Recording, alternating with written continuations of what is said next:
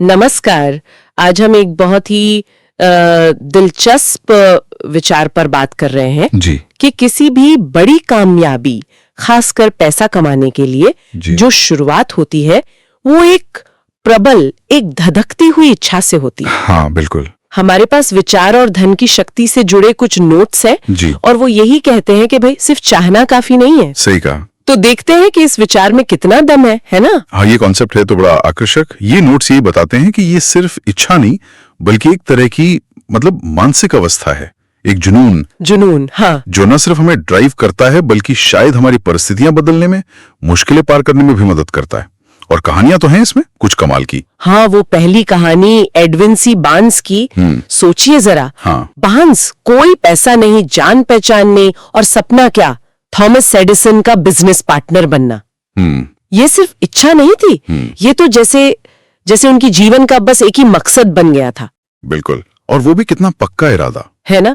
मालगाड़ी से सफर किया, एडिसन के ऑफिस में छोटा मोटा काम शुरू किया, लेकिन दिमाग में वो पहले दिन से पार्टनर थे। हाँ, ये बात अहम है, वो मानसिक तौर पर वहीं पहुंच चुके थे। और फिर वो पुल जलाने वाली बात, मतलब वापसी के सारे रास्ते बंद, क्या इसी शिद्दत में काम किया? देखिए, बार्न्स की कहानी सिर्फ उम्मीद की नहीं है, ये दिखाती है कि एक निश्चित लक्ष्य और उसके लिए अटूट समर्पण क्या कर सकता है। सही। पुल जलाने का मतलब ही यही है, पीछे हटने का कोई ऑप्शन न रखना। ये आपको मनोवैज्ञानिक तौर पर मजबूर करता है आगे बढ़ने के लिए, इच्छा और तेज हो जाती है। अच्छा, जैसे वो योद्धा वाली कहानी है ना, जिसने जहाज जला दिए थे। बिल्कुल वही। हार का विकल्प ही खत्म। किताब का तर्क यही है कि बार्न्स की कामयाबी का राज उनकी यही मानसिक स्थिति थी, अटूट। और ऐसा लगता है कि ये सिर्फ लोगों पर ही नहीं। हाँ, शिकागो अग्निकांड के बाद मार्शल फील्ड की कहानी, वो भी तो कुछ ऐसी है। हाँ, मार्शल फील्ड, बिल्कुल। जब सब व्यापारी हार मान रहे थे, शहर छोड़ रहे थे, तब फील्ड ने उसी राख के ढेर पर दुनिया का सबसे बड़ा स्टोर बनाने का फैसला किया। मतलब आसान रास्ता तो भाग जाना था। बिल्कुल, उन्होंने भी अपनी इच्छा को एक ठोस अटूट फैसले में बदला। ये उसी मानसिक अवस्था की शक्ति है जिसका जिक्र ये स्रोत बार बार करते हैं। ये सिर्फ पॉजिटिव सोचना नहीं है, उससे कहीं गहरा है, एक संकल्प जो हार मानता ही नहीं। सही। इसी से जुड़ी वो लेखक के अपने बेटे की कहानी, वो तो और भी ज्यादा असरदार है। हाँ, वो कहानी तो सच में दिल को छू जाती है। बच्चा बिना बाहरी कानों के पैदा हुआ जी, और डॉक्टरों ने क्या कहा कि वो सुन और बोल नहीं पाएगा हमेशा। लेकिन पिता ने माना नहीं माना। उन्होंने ठान लिया कि बेटा सुनेगा, और लगातार सालों तक बच्चे के मन में ये विश्वास भरा कि वो सुन सकता है, कि वो सामान्य जीवन जिएगा। ये सिर्फ उम्मीद नहीं थी, एक प्रबल इच्छा थी।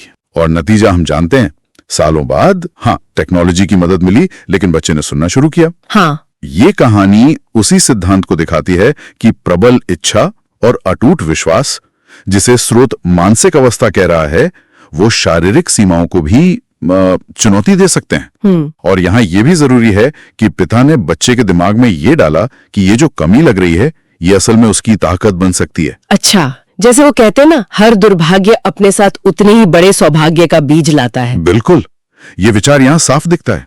वो सिर्फ इच्छा नहीं थी, अटूट विश्वास था कि वो सुनेगा। तो मतलब ये सिर्फ इच्छा शक्ति की बात नहीं है, ये उस इच्छा को एक अटूट विश्वास और फिर एक निश्चित योजना में बदलने की बात है। हाँ, बिल्कुल। स्रोत में हेलेन केलर, राइट बंधु, मार्कोनी, ऐसे कई उदाहरण हैं जिन्होंने अविश्वसनीय बाधाओं को पार किया। तो यहाँ से मुख्य बात क्या निकल कर आ रही है, निचोड़ क्या है? सारी यही है बिके। ये नोट्स तर्क देते हैं कि एक शक्तिशाली निश्चित इच्छा, जिसे अटूट विश्वास और लगातार कोशिशों से सींचा जाए, वो लक्ष्यों को पाने, मुश्किलों को पार करने और यहां तक कि धन को आकर्षित करने की एक जबरदस्त ताकत बन जाती है। सब कुछ मानसिकता पर है। जैसा स्रोत कहता है, अमीरी और गरीबी दोनों हमारे विचारों की ही पैदाइश हैं। ये मानसिक अवस्था ही वो ही असल पूंजी है। और अंत में सोचने के लिए एक सवाल। जी।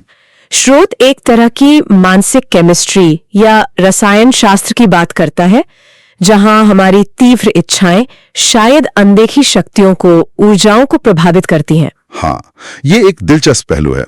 तो क्या ये मुमकिन है कि हमारा जो सबसे गहरा केंद्रित विश्वास और इच्छा है, वो सच में हमारी वास्तविकता को उन तरीकों से बदल सकती है जिन्हें हम शायद अभी पूरी तरह समझते भी नहीं?